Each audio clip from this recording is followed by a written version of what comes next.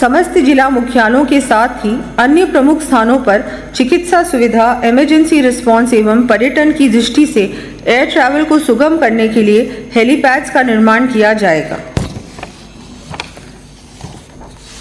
प्रदेश के छोटे नगरीय निकायों में भी समस्त आवश्यक जन सुविधाएं उपलब्ध करवाने की दृष्टि से इनका वित्तीय सुदृढ़ीकरण किया जाएगा।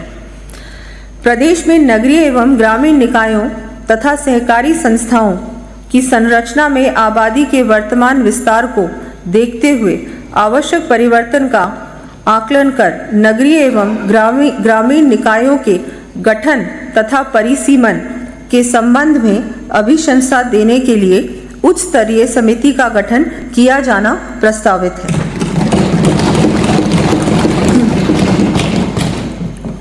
साथ ही समिति द्वारा धन, श्रम एवं समय की बचत के साथ ही नगरीय निकाय तथा पंचायती राज संस्थाओं के सशक्तिकरण की दृष्टि से वन स्टेट वन इलेक्शन की अवधारणा का परीक्षण भी किया जाना प्रस्तावित है।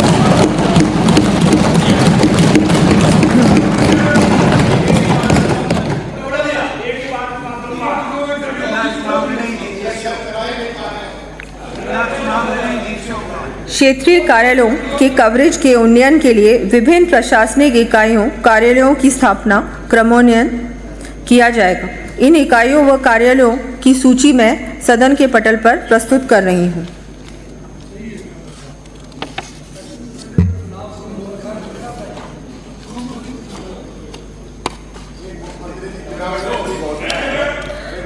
आमजन को सुलभ एवं पारदर्शी रूप से सुविधाएं उपलब्ध कराने के लिए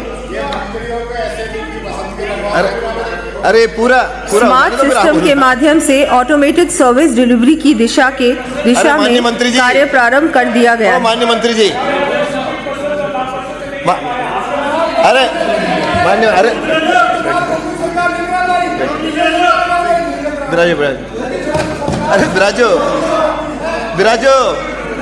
अरे बिराजो आप कंटिन्यू करो। इसी क्रम में इस वर्ष प्रथम चरण में single window same day service delivery स्थापित करने हेतु विभिन्न विभागों की 25 सेवाएं 24 घंटे में प्रदाय किए जाने की घोषणा करती हूँ। स्मार्ट सिस्टम प्लेटफॉर्म के अंतर्गत इंडिविजुअल्स, फैमिलीज तथा ऑर्गेनाइजेशंस का पूर्ण प्रोफाइल संधारित करने के लिए डेटा लेक की स्थापना भी की जा रही है। इन डेटा प्रोफाइल्स को सिक्योर्ड व कॉन्सेंट बेस्ड मैकेनिज्म से मल्टी स्टेक होल्डर एनवायरनमेंट में शेयर करने के लिए देश का प्रथम डेटा एक्सचेंज राजडेक्स बनाने की घोषणा करती हूँ।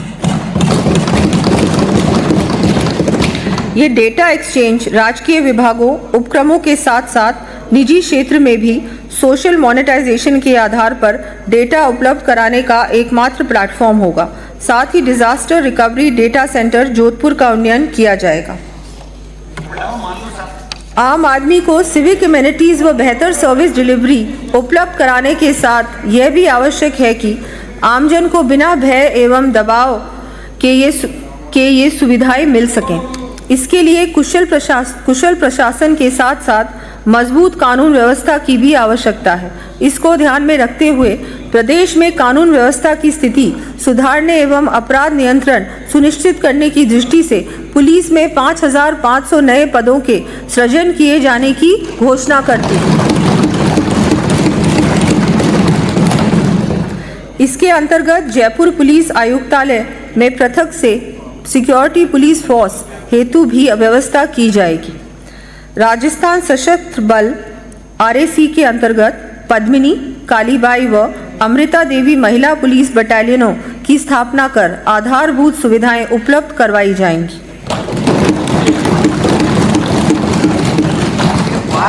प्रदेश में बच्चियों एवं महिलाओं के साथ सबसे ज्यादा महत्वपूर्ण महिला सुरक्षा पे आ रही है। अरे पूरा हो जाने दो माननीय मंत्री जी। अरे बैठो। प्रदेश में बच्चियों एवं महिलाओं के साथ होने वाली छेड़छाड़ अप्रिय घटना की रोकथाम हेतु गठित निर्भय स्क्वाड्स का सुदृढ़ीकरण एवं विस्तार करते हुए 500 कालिका पेट्रोलिंग यूनिट्स का गठन किया जाना प्रस्तावित है। प्रथम चरण में इस वर्ष 250 कालिका पेट्रोलिंग यूनिट्स का गठन किया जाएगा। प्रदेश में जयपुर, जोधपुर व कोटा जैसे बड़े शहरी क्षेत्रों के साथ साथ 1 लाख से अधिक आबादी वाले नगरीय क्षेत्रों में ट्रैफिक की समस्या का समाधान करने की दृष्टि से चरणबद्ध रूप से ट्रैफिक पुलिस की व्यवस्था में वृद्धि करते हुए 1500 पुलिस कर्मी ट्रैफिक वॉलंटियर्स अतिरिक्त उपलब्ध करवाए जाने प्रस्तावित हैं।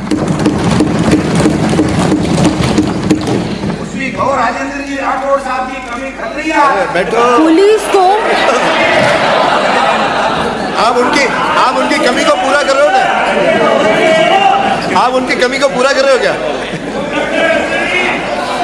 पुलिस को और अधिक एफिशिएंट एवं इफेक्टिव बनाने हेतु संचार व्यवस्था, तकनीकी उपकरण तथा आर्म्स एम्युनिशंस उपलब्ध कराने के लिए 100 करोड़ रुपए का प्रावधान प्रस्तावित है। साथ ही पुलिस मोबिलिटी हेतु लगभग 750 मोटरसाइकिल एवं 500 हल्के वाहन भी उपलब्ध कराए जाने प्रस्तावित हैं। इस माह 1 जुलाई 2024 से लागू नए क्रिमिनल लॉज के प्रावधानों की पूर्ति के लिए आवश्यक आईटी इक्विपमेंट्स उपलब्ध कराने के लिए 50 करोड़ रुपए का प्रावधान किया जाएगा। प्रदेश के फॉरेंसिक सिस्टम को मजबूत करने के लिए कोटा, बीकानेर एवं भरतपुर में क्षेत्रीय विधि विज्ञान प्रयोगशालाएं सुदृढ़ करते हुए उनमें रसायन खंड भी स्थापित किए जाने प्रस्तावित हैं। प्रदेश की जेलों में बंदियों की लिविंग कंडीशंस में सुधार तथा उनके स्किल अपग्रेडेशन के लिए आवश्यक कार्यक्रम चलाने के लिए इस वर्ष 25 करोड़ रुपए का प्रावधान प्रस्तावित है। प्रदेश में कानून एवं न्यायिक तंत्र के विस्तार एवं सुदृढ़ीकरण के लिए पुलिस थाने, पुलिस कार्यालय, आधारभूत सुविधाएं विकसित करने के साथ ही विभिन्न न्यायालय खोले क्रमोन्नत किए जाएंगे। इन पुलिस इकाइयों व न्यायालयों का विवरण मैं सदन के पटल पर रख रही हूं।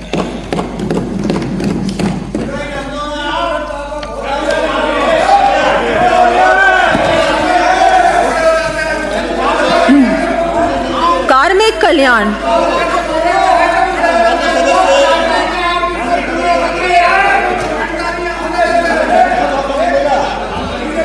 अरे आपको बहस में बोलने का मौका मिलेगा भाई। अरे बहस में बोलने का मौका मिलेगा। बिराजिए